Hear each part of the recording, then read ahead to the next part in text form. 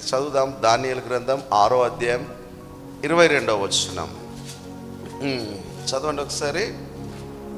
దేవుని యందు భయభక్తులు గల వారిని దేవుడు కాపాడుతాడు అనేది ఈ యొక్క వాక్య సబ్జెక్ట్. నేను నా దేవుని దృష్టికి నిర్దోషిగా కనబడితిని గనుక ఆయన తన దూతను పంపించి సింహము నాకు ఏ హాని చేయకుండా వాటి నోళ్ళను మూయించెను. ఏం చేసిందట అమ్మా? వాటి నోళ్ళను మూయించాడు. ఇప్పుడు దూతను ఎవరు పంపించారట? దేవుడు పంపించాడు. ఈరోజు ఉపవాస ప్రార్థన చేస్తున్న నీకు కూడా అపవాది అపాయాలను తీసుకొని వస్తూ ఉంటుంది. ఈ ప్రార్థన చేస్తూ భక్తి చేస్తున్న నీ జీవితంలో దేవుడు అడుగడుగున శత్రువు నోళ్ళను మూయిస్తూ నీకు ఒక దూతను పంపించి ధైర్యాన్ని ఇస్తున్నాడు. ఆమేన్, హల్లెలూయా. నిజంగా మనం కనుక్కోవచ్చు. ఒకసారి నేను కూడా వేరే నా పిల్లల బర్త్డే ఉండే, ఇక్కడ ఏదో ప్రోగ్రామ్ చూసుకున్నాను, తిరిగి వెళ్తున్నప్పుడు సడన్గా ఒక లాస్ట్ బస్సు ఉన్నట్టుంది. ఆ బస్సు పోతే ఎట్లా, ఎక్స్ప్రెస్ కదా అని తొందరగా వెళ్ళాను. పరిగెత్తి అక్కడ దాకా వెళ్ళి ఇంకా కొంచెం ముందుకు వెళ్ళినా కూడా అక్కడ ఏమైందంటే ఆ బస్సు వెళ్ళిపోయింది. నన్ను బ్రదర్ రవీందర్ కావచ్చు ఆటోలో తీసుకొని వెళ్ళాడు, కానీ దొరకలేదు. అన్న పోతే పోయిందన్న అన్నట్టుగానే ఉన్నాడు. అబ్బా, ఇదైతే ఇంటికి వెళ్ళేవాడిని, పిల్లలను కలుసుకునేవాడిని అని మనసులో అనుకున్నాను. తర్వాత ఒక మామూలు ఆర్డినరీ బస్సు వచ్చింది, లాస్ట్ బస్సు.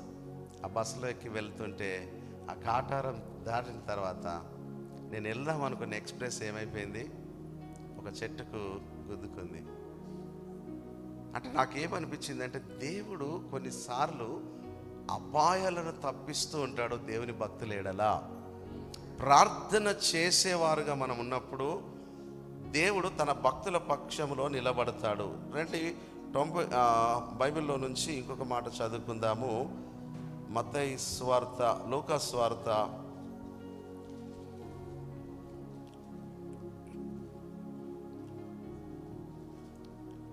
అపోస్తల కార్యం 12వ అధ్యాయము 11వ వచనం చదువుకుందాం. అపోస్తల కార్యం 12వ అధ్యాయం 11. పేతురు తిరిగి వచ్చి ప్రభువు తన దూతను పంపి హేరోదు చేతి నుండి, ఎవరి చేతి నుండి అమ్మా? హేరోదు చేతి నుండి యూదులను ప్రజలను నాకు చేయనుద్దేశించిన వాటన్నిటి నుంచి నన్ను తప్పించి ఉన్నాడని. నన్ను ఏం చేశాడట? తప్పించాడు. దేవుడి అడుగడుగున మన పక్షంలో నిలబడుతున్నాడు కనుకని ఈరోజు మనకు ఒక కాపుదల ఉంది.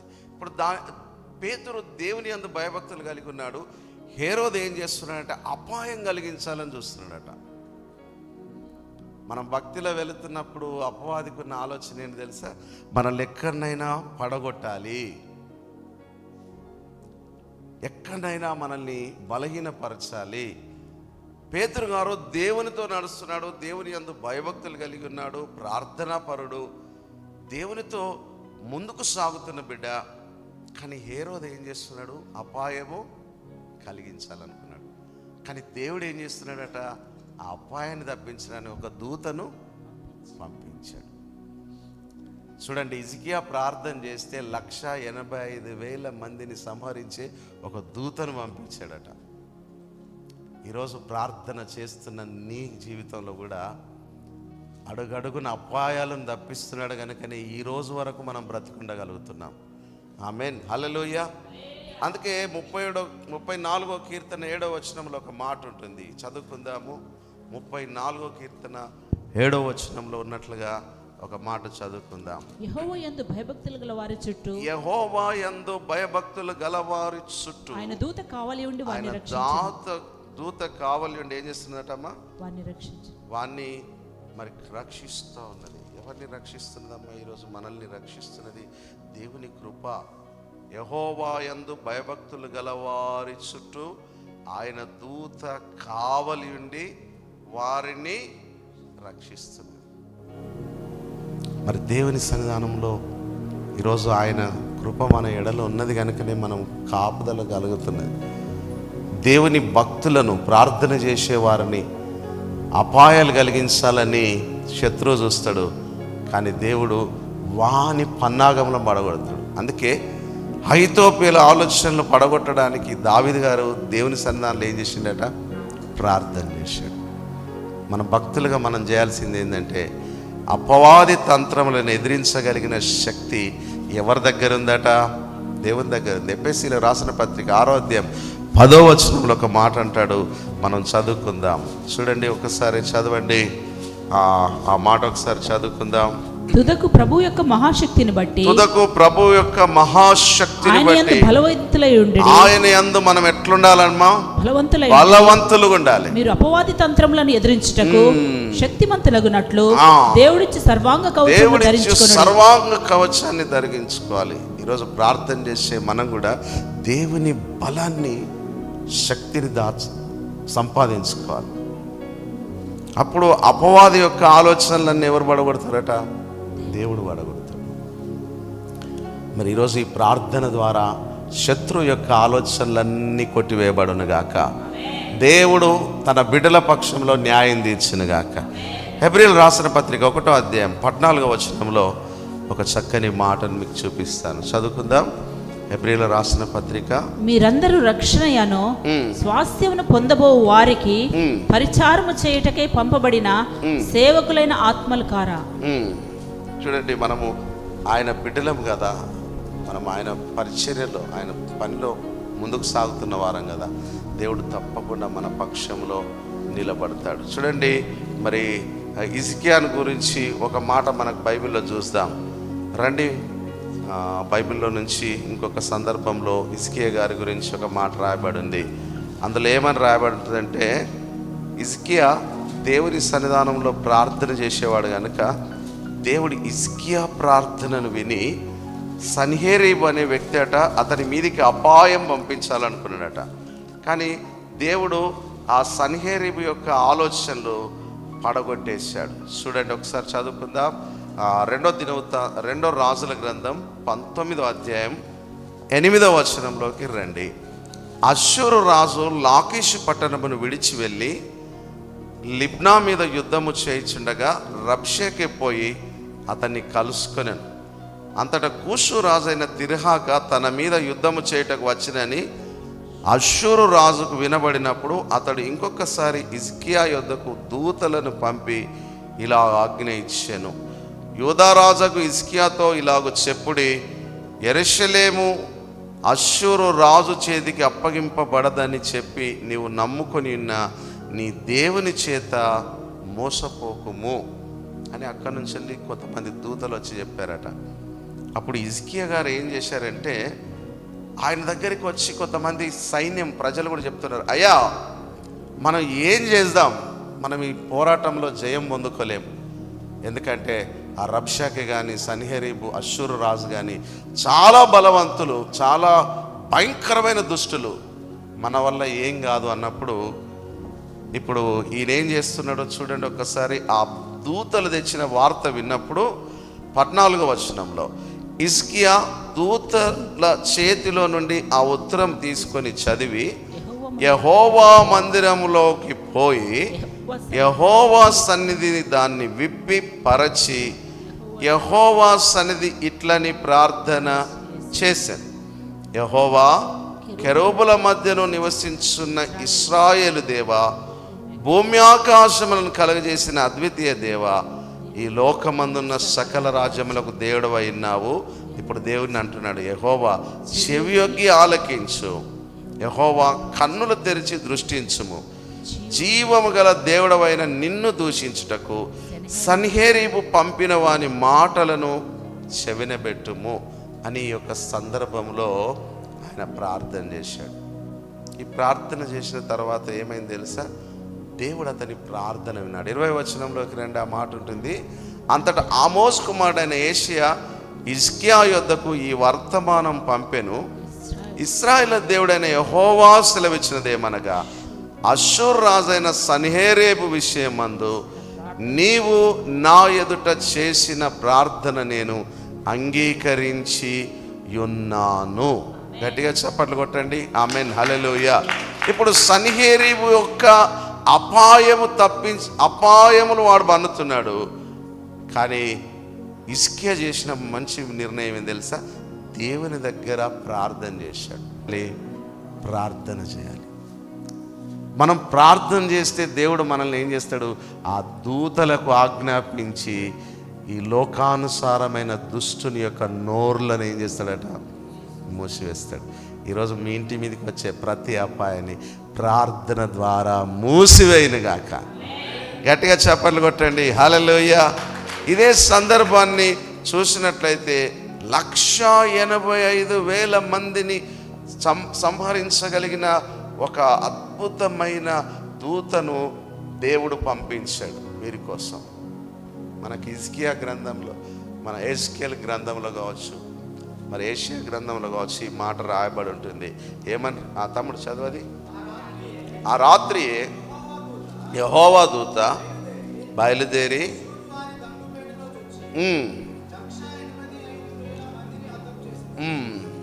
అందరికి ఒకసారి రిఫరెన్స్ కూడా చెప్పేసి రైట్ ఆ మాట ఒకసారి మళ్ళీ చదవండి. చదువు మళ్ళీ ఒకసారి చదువు. ఆ రాత్రి 35వ వచనంలో, ఆ రాత్రి యెహోవా దూత బయలుదేరి అష్షూరు వారి దండుపేటలో వచ్చి 185,000 మందిని హతము చేసెను. ఉదయమున జనులు లేచి చూడగా వారందరూ మృత కళేబరములై ఉండిరి. అష్షూరు రాజైన సన్హెరీబు తిరిగిపోయి నినెవే పట్టణమునకు వచ్చి నివసించిన తర్వాత అనిక రాయబడినది. అతడు తిరిగి వెళ్ళిపోయాడు. అక్కడ ఎవరు కార్యం చేసిరంటే ఒక దూత ద్వారా దేవుడు ఒక అద్భుతమైన విజయాన్ని దయచేశాడు. ఆమేన్, హల్లెలూయా. ఒక అద్భుతమైన ప్రార్థన, తన బాధ అంతా వివరించి చెప్పాడు. ఆ ఓపెన్గా ప్రేయర్ చేశాడు. హిజ్కియా గారు ఆ ఉత్తరాన్ని దేవుని ఎదుట పెట్టాడు. నీ సమస్యను దేవుని ఎదుట పెట్టగలిగితే దేవుడు మన ప్రార్థనను తప్పకుండా వింటాడు. ఆమెన్. గట్టిగా చప్పట్లు కొడదామండి. ఆమెన్, హల్లెలూయా. దిక్కు లేని దీన దరిద్రుల ప్రార్థనను నిరాకరింపక వారి ప్రార్థనల వైపు దేవుడు ఏం చేస్తున్నాడమ్మా? తిరిగి ఉన్నాడు. ఈ ప్రార్థనలు ఈరోజు ఒకవేళ మీ పిల్లలకు ఉద్యోగాల విషయంలో మంచి జరగాలని దేవుని ఉద్దేశం ఉంటే సన్హెరీబు లాంటి వాడు ఆటంకపరిచి ఇంటికి, కుటుంబానికి, పిల్లలకు రావాల్సిన దీవెనను ఆపివేయాలనుకుంటుండేమో. ఈరోజు మనం చేస్తున్న ప్రార్థన ద్వారా దేవుడు మన కొరకు ఒక దూతని ఆజ్ఞాపించి సహాయము దయచేయునుగాక. చప్పట్లు కొట్టండి గట్టిగా. ఆమేన్, హల్లెలూయా. దానియేలు సింహాల బోనులో ఉన్నాడు. కానీ దానియేలుకున్న ఒక ధైర్యం ఏంటి తెలుసా? దేవుడు ఏదైనా చేయగలడు. ఈరోజు ప్రార్థనతో వచ్చిన నీవు అపవాది శత్రువులను జయించే శక్తి మనకు లేకపోవచ్చు, కానీ జయించగలిగే శక్తిని దేవుడు మనకు పంపిస్తాడని ప్రార్థన చేయాలి. మీ పిల్లలకు మంచి భవిష్యత్తును దేవుడు ఇవ్వాలని ఆలోచన కలిగి ఉన్నాడేమో. ఈరోజు ప్రార్థన ద్వారా మనం ఏం చేయాలట? ఎదుర్కోవాలి. అప్పుడు దేవుడు మన పక్షంలో నిలబడతాడు. మత్తయి సువార్త 4:6 ఉంటుంది, దేవదూతలు సహాయం పంపించినట్లుగా ఉంటుంది. చూడండి, మత్తయి సువార్త 4:6 చదువుకుందాం. నీవు దేవుని కుమారుడవైతే కిందికి దుముకుము, ఆయన నిన్ను గూర్చి తన దూతలకు ఆజ్ఞాపించును, నీ పాదం ఎప్పుడైనాను రాతికి తగలకుండా వారు నిన్ను చేతులతో ఎత్తి పట్టుకొందురు అని వ్రాయబడి లేదా అనే మాట ప్రకారం చెప్తే దేవుడు అన్నాడు, దేవుడు నాకు ఆయన దూతల్ని ఆజ్ఞాపిస్తాడని 91వ కీర్తనలో ఉన్న వాక్య ప్రకారం మాట్లాడాడు. ఈరోజు మన జీవితంలో కూడా దేవుడు ఒక మాదిరిని ఇస్తున్నాడు. ఈ దూతల్ని ఆజ్ఞాపించి నీ ఇంటికి వచ్చే ప్రతి అపవాది శోధనలు గద్దించునుగాక. అందుకనే దావీదు గారు ఏం చేస్తారంటే, అయ్యా దేవా నీవు మాత్రమే మాకు సహాయం చేయమని చేతులెత్తి ప్రార్థన చేస్తాడు. ఈరోజు మన బలం ఏంటంటే దేవుని శక్తిని బట్టి మనం బలం తెచ్చుకోవాలి. అపవాది తంత్రంలో ఎదిరించడం మన పని కాకపోవచ్చు, కానీ ఎదిరించే శక్తి ఎవరిస్తున్నారట? మనకు దేవుడే. కాబట్టి అపాయాలను తప్పించే ప్రార్థన ఈరోజు మనం చేయబోతున్నాం. రండి మరొక మాట మనం చూసుకుందాం. ఇందులోనే చదువుకుందాం ఒకసారి. బైబిల్లోంచి నిర్గమకాండం 12వ అధ్యాయం 23వ వచనం చదువుకుందాం. నిర్గమకాండం 12:23లో యెహోవా ఐగుప్తీయులను హతము చేయుటకు దేశ సంచారము చేయుచు ద్వారబంధపు పై కమ్మీల మీద 2 నిలువు కమ్ముల మీదను ఉన్న రక్తము చూచి యెహోవా ఆ తలుపును దాటిపోవును. మిమ్మును హతము చేయుటకు మీ ఇండ్లలోనికి సంహారకుని చొరనీయడు. కాబట్టి మీరు నిరంతరము మీకును మీ కుమారులకును దీనికి కట్టడగా ఆచరింపవలను. యెహోవా తాను సెలవిచ్చినట్లు మీకు ఇచ్చుతున్న దేశమందు మీరు ప్రవేశించిన తర్వాత మీరు దీన్ని ఆచరించవలను. ఆమేన్, హల్లెలూయా. అక్కడ ఒక దూత వచ్చి వారితో మాట్లాడుతున్నది, ఇది చెయ్యాలి, ఇలాగ మీరు ఇలా చేస్తే ఆశీర్వదించబడతారు. 2 సమూయేలు గ్రంథం 24:16లో కూడా ఒక మాట మనం చూడొచ్చు. 2 సమూయేలు గ్రంథం 24:16లో కూడా ఒక మాట మనం చూడొచ్చు. అయితే దూత యెరూషలేము పైన హస్తము చాపి నాశనము చేయబోనప్పుడు యెహోవా ఆ కీడును గూర్చి సంతాపమొంది అంతే చాలును నీ చెయ్యి తీయమని జనులను నాశనము చేయు దూతకు ఆజ్ఞాపించెను. ఆమేన్, హల్లెలూయా. ఇక్కడ దేవుడు, యెహోవా దేవుడు అక్కడ మాట్లాడుతున్నాడు. అక్కడ దూతకు ఆజ్ఞాపించి కూడా దేవుడు కీడు చేయగలడు, దూతకు ఆజ్ఞాపించి కూడా మరి మేలు చేయగలడు. రెండోది, కొన్ని పరిస్థితులను కూడా దూతకు ఆజ్ఞాపించి ఆపగలడు. మరి అంత గొప్ప దేవుడు మన దేవుడు. ఆమేన్, హల్లెలూయా. కాబట్టి ఈరోజు ప్రార్థన చేస్తున్న మనకు ఒక నిరీక్షణ ఏంటంటే, దేవుడు ఏదో విధానంలో మనకు తప్పకుండా సహాయాన్ని పంపిస్తాడు. మరి హిజ్కియా గారు అదే నమ్మారు, దేవుని ఎదుట ప్రార్థన చేశారు. మనం ప్రార్థన చేయటం మన పని, కార్యం చేయడం ఎవరి పని అమ్మా? దేవుని పని. అది మనుషుల వల్ల జరిగినది కాదు, దేవుని శక్తి అక్కడ కనుపరిచాడు. వారికి బలం లేదు. సన్హెరీబు వారు విస్తారమైన జనాంగం, కానీ హిజ్కియాకున్నది కొంతమందే. కానీ కొంతమందిని ఆయన పట్టుకొని ఏం చేసిండట? దేవుని సన్నిధిలో ప్రార్థించాడు. ఈరోజు మన జీవితంలో వెనకాల ఏ బలం లేకపోవచ్చు, బలమైన దేవుని మనం పట్టుకుంటే దేవుడు పరాక్రమ కార్యములను జరిగించునుగాక. కాబట్టి ఈరోజు నుంచి మరి ఆయన అపాయాలు పడగొట్టాలంటే, దుష్టుని పన్నాగాలు మన దగ్గరికి రాకుండా ఉండాలంటే ప్రార్థనతో ముందుకెళ్దాం. దేవుడు ఈ ఉపవాస ప్రార్థనలో శత్రు యొక్క ఆలోచనలు పడగొట్టి మనకు సహాయము దయచేయునుగాక. అందరు కళ్ళు మూసుకుందాం, 2 చేతులు ఎత్తుదాం. అవును తండ్రి, దానియేలు నిర్దోషిగా ఎంచబడ్డాడు గనక దానియేలు మౌనంగా నీ సన్నిధిలో ప్రార్థించినప్పుడు ఆ సమస్య నుంచి మీరు తప్పించారు. ఇదిగో నాయన, ఈరోజు అడుగడుగున మా కుటుంబం మీదకి వస్తున్న అపాయాలను మీరు తప్పించండి తండ్రి. మాకు క్షేమం దయచేయండి. ఒకవేళ గర్వఫలం విషయంలో అపవాద ఆటంకపరుస్తున్నదేమో దాన్ని గద్దించమని ప్రార్థన చేయండి. ఈరోజు సన్హెరీబు అనే వ్యతిరేకమైన వ్యక్తి ఆ దేశంలోకి వచ్చి దేశాన్ని స్వాధీనం చేసుకోవాలనుకుంటున్నాడు. ఆ దేశ ప్రజలను బలహీనపరచాలనుకుంటున్నాడు, భయం కలిగిస్తున్నాడు. ఈరోజు శత్రువు నీ జీవితంలో కూడా భయం కలిగించడానికి వస్తున్నదేమో. దేవా, నాకు సహాయం చేయండి, ధైర్యాన్ని ఇవ్వండి అని ఆయన వైపు చేతులెత్తే. ఒకవేళ నీ కుటుంబంలో ఉన్న వ్యక్తుల జీవితంలో కొన్ని ఆటంకాలు కలిగిస్తున్నదేమో, ఆటంకములను తప్పించు. ఒకవేళ అధికారులు మనం ఒక పనికి వెళ్ళినప్పుడు ఆ పని జరగకుండా అధికారులు అడ్డుపడుతున్నారేమో, వారి ఆలోచనలు కొట్టివేయమని అడుగుదాం. దావీదు అదే ప్రార్థన చేశాడు, అహీతోపెలు ఆలోచనలు కొట్టివేయమని. ఈరోజు మనం ప్రార్థన చేస్తూ వెళ్దాం. దేవుడు అపాయములను తప్పించడానికి సిద్ధంగా ఉన్నారు.